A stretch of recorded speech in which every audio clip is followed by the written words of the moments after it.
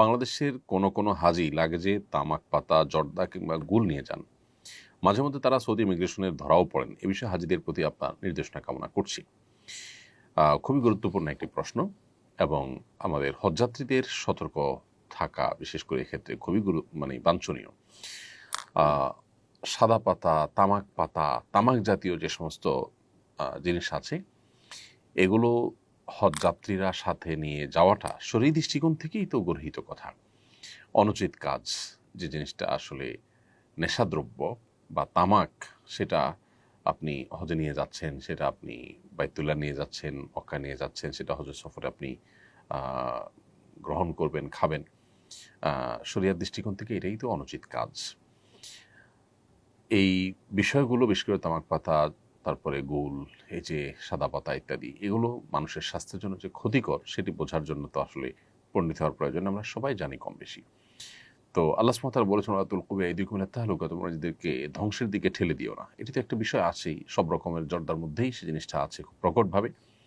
এর বাইরে আবার নেশা জাতীয় দ্রব্য বা তামাক জাতীয় দ্রব্য, সেগুলো একজন মুসলমানের জন্য তো এমনিতেই গ্রহণ করা জায়েজ নয়। সেখানে আপনি হজ যাত্রায় বহন করে নিয়ে যাচ্ছেন, সেটা তো আরও গর্হিত কথা। এবার আসা যাক সৌদি ইমিগ্রেশনের বিষয়। সৌদি ইমিগ্রেশন এই জাতীয় বস্তু কারোর সাথে পেলে তাকে পাকড়াও করে, আটক করে। অনেক সময় দেখা যায় যে হজ বা ওমরার যাত্রী সাথে সাদা পাতা, তামাক পাতা, জর্দা, এই সমস্ত গুল ইত্যাদি নিয়ে অনেকগুলো নিয়ে গেছেন এবং সেগুলো ধরা পড়েছে স্ক্যানার মেশিনে।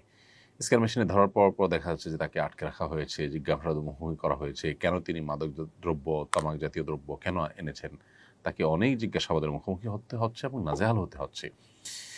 যেহেতু সৌদি আরবে এই জাতীয় জিনিসগুলো নিষিদ্ধ এবং এগুলো মাদক জাতীয় দ্রব্যের অন্তর্ভুক্ত হিসেবে তারা গণ্য করে এবং তার জন্য যথাযথ আইনি পদক্ষেপ গ্রহণ করে। অতএব হজযাত্রীগণ হজের যাত্রায় এই জাতীয় জিনিসপত্র যেন সাথে নিয়ে না যান, সে বিষয়ে তাদের সতর্কতা একান্তভাবে আমরা কামনা করছি। নাইম নূর আপনি লিখেছেন, আমি মক্কায় কাজ করি, এহরামের কাপড় ছাড়া নিচে তওয়াফ করা যায় না, তাই আমি উমরা না করে এহরামের কাপড় পরে তওয়াফ করে, এটা করা যাবে কিনা? অনুচিত। তওয়াফ তো হয়ে যাবে, বড় কোনো গুনাহ হয়তো হবে না, কিন্তু এক ধরনের প্রতারণা যেহেতু আছে জন্য এটা অ্যাভয়েড করা উচিত। ইমানদার প্রতারণা করতে পারে না। আস-সুন্নাহ ফাউন্ডেশন, উম্মার স্বার্থে সুন্নাহর সাথে।